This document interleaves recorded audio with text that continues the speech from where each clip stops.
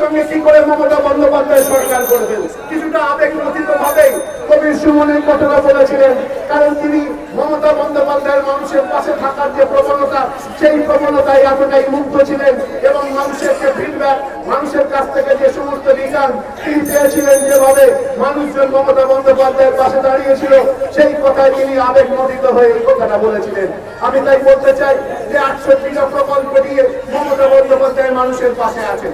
আপনারা 2024-26 এপ্রিল যখন ভোট দিতে যাবেন, একবার আপনি খালি একটু হিসেব করে নেবেন এই জায়গায় যে যখন 2014 নরেন্দ্র মোদী যখন ক্ষমতায় এসেছিলেন, ভারতবর্ষের প্রচুর মানুষ তারা অনেক আশা নিয়ে সেই দলকে ভোট দিয়েছিলেন এবং তাকে দ্বিতীয়বারের জন্য 2019-এ ফিরিয়ে এনেছিলেন। নরেন্দ্র মোদী যে প্রতিশ্রুতিগুলো দিয়েছিলেন, সেই প্রতিশ্রুতিগুলো তিনি পরবর্তীকালে পালন করতে পেরেছেন কিনা আমি জানি না। যে আপনাদের আজকে যে বেকারত্বের, যে ভারতবর্ষের যে বেকারত্বের হার, সেটা 50 বছরের সর্বোচ্চ, অর্থাৎ 2024-এ দাঁড়িয়ে 1976 সালে বেকারির যে হার ছিল, সেই 1976 সালের বেকারিরা 74 সালের বেকারির হার, সেই বেকারির হারকে ছাপিয়ে গেছে আজকে 2024-এর বেকারির হার। আপনারা দেখেছেন যে দ্রব্য মূল্য বৃদ্ধি, সাধারণ যে জিনিসপত্র মানুষের জীবন ধারণের জন্য কাজে লাগে, প্রত্যেকটা জিনিস তার কিভাবে মূল্য বৃদ্ধি হয়েছে। গ্যাস থেকে শুরু করে, পেট্রোল ডিজেল থেকে শুরু করে, কেরোসিন থেকে শুরু করে, মানে অন্যান্য আনাজপত্র থেকে শুরু করে, ডাল চালের মধ্যে যে কমোডিটি গুলো রয়েছে, যেগুলো প্রতিদিন আমাদের প্রয়োজন হয়, তেলের মধ্যে যে কমোডিটি রয়েছে প্রতিদিন আমাদের প্রয়োজন হয়, সেই সমস্ত জিনিসের যে মূল্য বৃদ্ধি, সেই মূল্য বৃদ্ধি আজকে চূড়ান্ত আকার নিয়েছে। একটি সমীক্ষা বলছে যে দরিদ্র মানুষের 76%, মুসলিম সম্প্রদায়ের 76% এবং ওবিসি এবং SC/ST ক্যাটাগরির 75% মানুষ, তারা সব থেকে বেশি যেটা আক্রান্ত হয়েছেন সেটা হচ্ছে মূল্য বৃদ্ধি। সুতরাং এই মূল্য বৃদ্ধির বিরুদ্ধে মমতা বন্দ্যোপাধ্যায়কে সমর্থন করুন এবং আগামী দিনে যে সরকার প্রতিষ্ঠিত হবে, সেই সরকার আপনাদের পাশে থাকবে। এই কথাটা কেন বললাম? যে মমতা বন্দ্যোপাধ্যায় তিনি যদি প্রতিশ্রুতি দেন, সেই প্রতিশ্রুতি তিনি পালন করেন। 2021-এর নির্বাচনের আগে মমতা বন্দ্যোপাধ্যায়ের 3টে প্রতিশ্রুতি ছিল।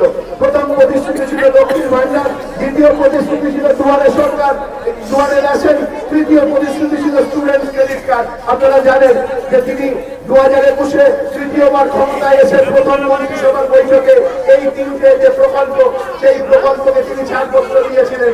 আজকে লক্ষ্মীর ভান্ডার পশ্চিমবঙ্গের প্রত্যেক মহিলা 2,16,00,000 মহিলার ঘরে আজকে এই লক্ষ্মীর ভান্ডার পৌঁছে দিতে পেরেছেন। তার যে মানে আর্থিক অসুবিধে, এই অসুবিধাকে উপেক্ষা করে তিনি 500 টাকা যেটা হয়েছিল সেটাকে বাড়িয়ে 1000 টাকা করেছেন, 1000 টাকাটা বাড়িয়ে 1200 টাকা করেছেন। বিভিন্ন আর্থিক প্রতিবন্ধকতার মধ্যে দিয়ে তিনি দুয়ারে রেশন প্রকল্প শুরু করেছিলেন, কিন্তু পরবর্তীকালে সেটা নিয়ে মামলার কারণে আশা প্রকাশ করব অল্প দিনের মধ্যে সেই মামলার রায় মমতা বন্দ্যোপাধ্যায়ের পাশে আসেন। কারণ যারা রেশন ডিলার, তাদের অধিকাংশ এই দুয়ারে রেশনের যে প্রকল্প, সেই প্রকল্পে তারা সায় দিতে চাইছে না। কারণ এই দুয়ারে রেশন হয়ে গেলে আপনারা অনেক সহজে রেশন পাবেন, আপনারা বাড়িতে বসে রেশন পাবেন, বাড়ির প্রত্যেক বাড়িতে প্রতি সপ্তাহে আপনার রেশন পৌঁছে যাবে। আর স্টুডেন্ট ক্রেডিট কার্ড 10 লক্ষ টাকা ঋণ নেওয়া যাবে কোন রকম বন্ধকি ছাড়া, কম সুদে। পশ্চিমবঙ্গ সরকার সেই প্রত্যেকটা স্টুডেন্ট ক্রেডিট কার্ডের জন্য তারা কিন্তু নিজেদের ফান্ড থেকে তারা অর্থ সাহায্য দেবে। এই 3টে প্রকল্প তিনি প্রকাশ করেছেন। অর্থাৎ একদিকে নরেন্দ্র মোদী যে প্রতিশ্রুতি দেন, সেই প্রতিশ্রুতি পালন হয় না। 2 কোটি মানুষের চাকরি দেওয়ার কথা বছরে বলেছিলেন, সেই প্রতিশ্রুতি পূরণ হয়নি। 15 লক্ষ টাকা করে প্রত্যেক মানুষ ভারতবাসীর ব্যাংক অ্যাকাউন্টে যাওয়ার কথা বলেছিল, সেটা পূরণ হয়নি। তাহলে আপনাদের আজকে একটা অত্যন্ত গুরুত্বপূর্ণ দিন, আপনাদের আজকে সিদ্ধান্ত নিতে হবে যে আপনারা একজন কথা রাখা একজন মানুষের পাশে থাকবেন, যারা যিনি প্রতি মুহূর্তে আপনাদের পাশে আছেন, দরিদ্র মানুষের পাশে রয়েছেন। মমতা বন্দ্যোপাধ্যায়ের সরকার আমাদের শিক্ষক এবং সরকারি কর্মীদের দিয়ে দিতে পারেন না, দিয়ে নিয়ে বিভিন্ন জায়গায় বিভ্রান্তি আছে। কিন্তু এই কথাটা ভুললে চলবে না যে আমরা যারা সরকারি চাকরি করি, আমাদের যে বেতন ক্রম, আমরা যেভাবে টাকা পয়সা ইনকাম করতে পারি সহজে, সেই টাকা পয়সা কিন্তু সাধারণ মানুষ, দরিদ্র মানুষের কাছে গিয়ে পৌঁছয় না। 100 জন মানুষের মাত্র 2 জন মানুষ তারা দিয়ে পান, আর বাকি 98% মানুষ তারা কিন্তু দিয়ে পান না। মমতা বন্দ্যোপাধ্যায় এই 98 জন মানুষের পাশে আছেন। বহু সময় বহু বিতর্কে আমি এই কথাটা বারবার ধরে বলার চেষ্টা করছি যে একটা সরকারের মূল লক্ষ্য কি হওয়া উচিত। সেই 2% মানুষ যাদের হাতে অর্থ আছে তাদের অর্থটাকে আরো বাড়িয়ে দেওয়া, না আমরা যারা 98% মানুষ যাদের হাতে অর্থ নেই, যারা দিনান্তে পরিশ্রম করে সেই পরিশ্রমে ভাত রুটি রোজগার করেন তাদের কাছে অর্থ পৌঁছে দেয়া। অন্তত মানুষ হিসেবে আমি সমর্থন করি মমতা বন্দ্যোপাধ্যায়ের চিন্তা ভাবনা, কারণ তিনি মানবিকতার প্রতি মানুষের পাশে থাকেন, সাধারণ মানুষের পাশে থাকেন। যে কারণে মমতা বন্দ্যোপাধ্যায় আর এই আক্রমণ উপেক্ষা করেও তিনি কিন্তু যে জনকল্যাণমূলক যে প্রকল্পগুলো সেই প্রকল্পগুলোকে তিনি চালু রেখেছেন। আর অন্যদিকে নরেন্দ্র মোদী সরকারের সরকারি রিপোর্ট, নরেন্দ্র মোদী সরকারের রিপোর্ট বলছে 15টা জনকল্যাণমূলক প্রকল্প, তাতে যে বাজেটে যে অ্যালোকেশন থাকে অর্থাৎ কত টাকা খরচা হবে ওই নির্দিষ্ট প্রকল্পে, সেই প্রকল্পের মাত্র 35% টাকা ব্যয় করা হয়েছে, বাকি 65% চলে গেছে। অর্থাৎ প্রচার হচ্ছে 100 টাকা দেব আর খরচ হচ্ছে 35 টাকা, 65 টাকা কোষাগারে থেকে যাচ্ছে। এই যে প্রতিষ্ঠা, এই যে বুজরুকি, এই বুজরুকির বিরুদ্ধে আপনাদের সংঘবদ্ধ হতে হবে।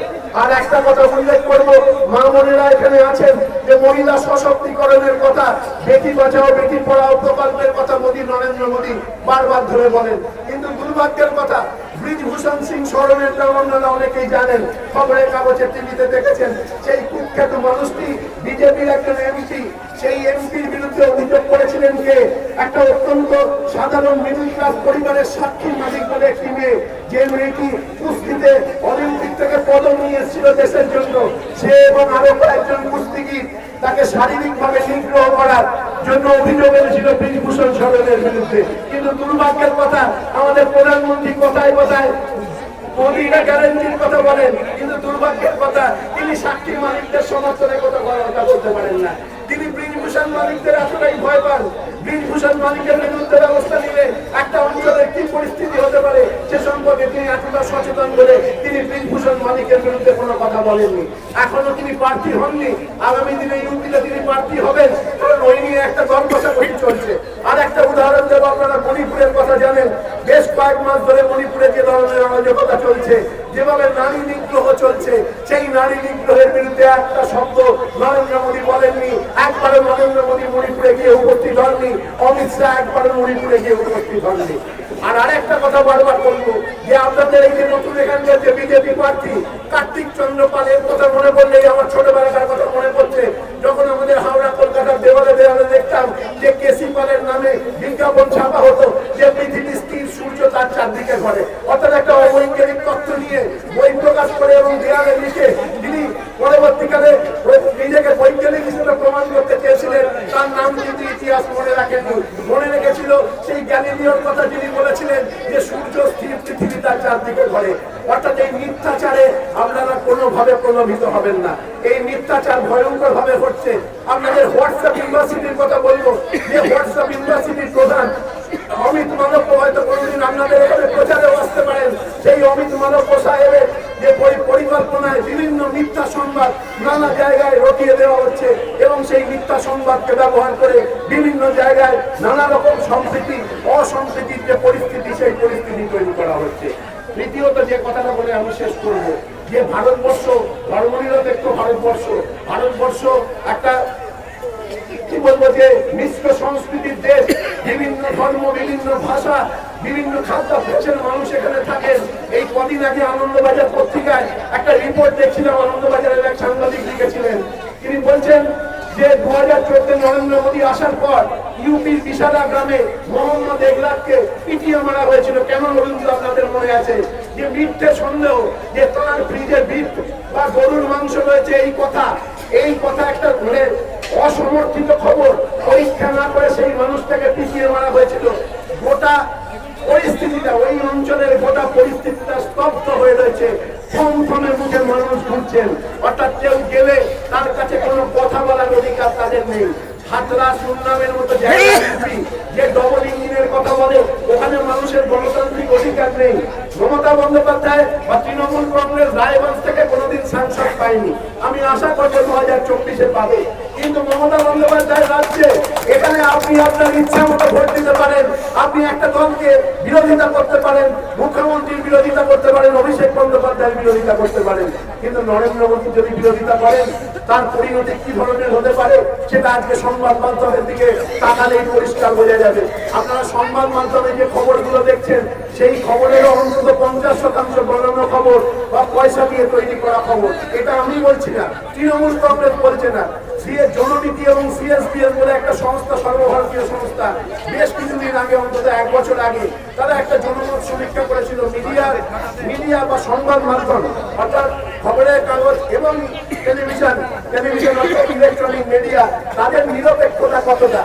তাদের কাছে যে রিপোর্ট প্রকাশিত হয়েছে সেই রিপোর্ট বলছে যে ভারতবর্ষের 82% মিডিয়া এই মুহূর্তে নরেন্দ্র মোদীর হাতের গোলাম হয়ে গেছেন।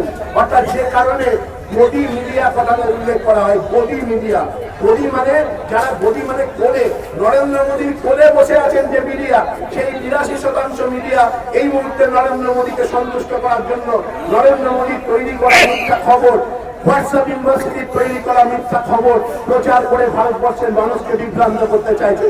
তাই আমি বলবো যে জিনিসটা আপনি চোখে দেখেছেন, যে কথাটা কানে শুনেছেন, তার বিরুদ্ধে তার হয়ে সিদ্ধান্ত নিন। খবরের কাগজ পড়ে, টেলিভিশনের কোনো খবর নিয়ে বা সোশ্যাল মিডিয়ার কোনো খবরে বিশ্বাস করবেন না। মমতা বন্দ্যোপাধ্যায় আপনাদের পাশে আছেন।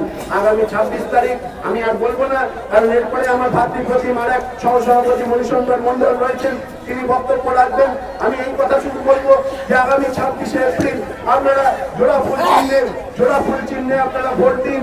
কৃষ্ণ কল্যাণীকে বিপুল ভাবে জয়যুক্ত করুন, মমতা বন্দ্যোপাধ্যায়ের হাত শক্তিশালী করুন, যাতে মমতা বন্দ্যোপাধ্যায় 42টা আসনের মধ্যে অন্তত 35-36টা আসন নিয়ে সংসদে একটা প্রধান বিরোধী দলের ভূমিকা নিতে পারে, যারা চোখে চোখ রেখে নরেন্দ্র মোদীর বিরুদ্ধে লড়াই করবে, ভারতবর্ষকে বদলানোর চেষ্টার বিরুদ্ধে লড়াই করবে, ধর্মনিরপেক্ষতার সপক্ষে লড়াই করবে।